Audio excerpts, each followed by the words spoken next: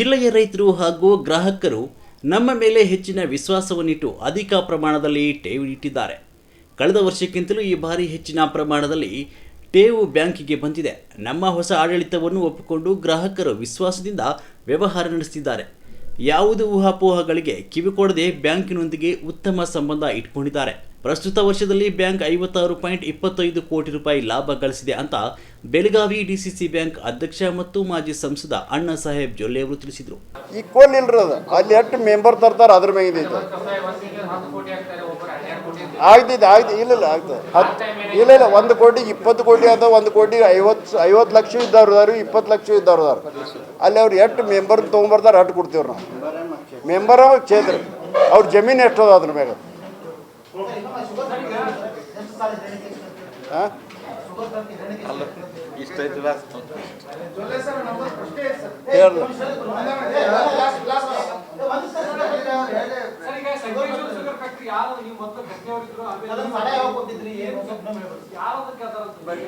ಅದು ಸುಮಾರು ಹೋದ ವರ್ಷದಿಂದ ಇದು 25 ಮುಂಚೆ ಇದ್ದದ್ದು ಅದು.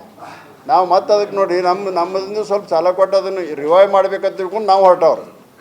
ಅವ್ರಿಗೇನು ನಮ್ಮ ಆಡಳಿತ ಒಪ್ಪಲಿಲ್ಲ ಅದು ಕೂಡ ತಾವು ನೋಡ್ತಿದ್ದು ಬಿಟ್ಟು ನಾವು ಲಾಸ್ಟ್ ಮಾರ್ಚ್ನಾಗ ನಾವು ಇದ್ದೇವೆ ಕರೆಕ್ಟ್ ಎಲ್ಲ ತುಂಬಿದ್ದೇವೆ. ಅದು ಅದ್ರ ನಂತರ ಬಿಟ್ಟಂದ್ರೆ ಬಹುತೇಕ ಎಲ್ಲ ಬ್ಯಾಂಕಿಗೆ ಇವತ್ತು ಡಿಫಾಲ್ಟ್ ಆಗಿದ್ದಾರೆ ಅವರು.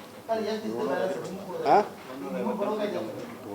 ಯಾರ್ದು ರೀ 150 ಕೋಟಿ ಅದು. NPA ಇದೆ ಅಂದ್ರೆ 14 ಕೋಟಿ ಬಡ್ಡಿ ಬರಬೇಕಿತ್ತು, 14 ಕೋಟಿ ಇನ್ಸ್ಟಾಲ್ಮೆಂಟ್ ಬರಬೇಕಿತ್ತು. 28 ಪಾಯಿಂಟ್ ಏನೋ ಐತೆ ಅದು.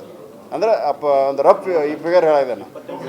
28 150 ಕೋಟಿ ನಮ್ದು ಇರ್ಬೋದು, ಖರೆ ಎಲ್ಲ ಬ್ಯಾಂಕ್ ಕೂಡ ಭಾಳ ಐತಿಲ್ಲ.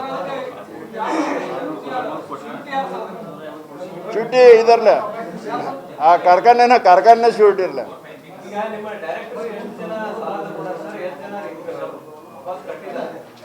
ಯಾರೂ ತಗೊಂಡಿಲ್ರಿ ಈಗ ಇದ್ದವ್ರು ಯಾರು ತಗೊಂಡಿಲ್ಲ.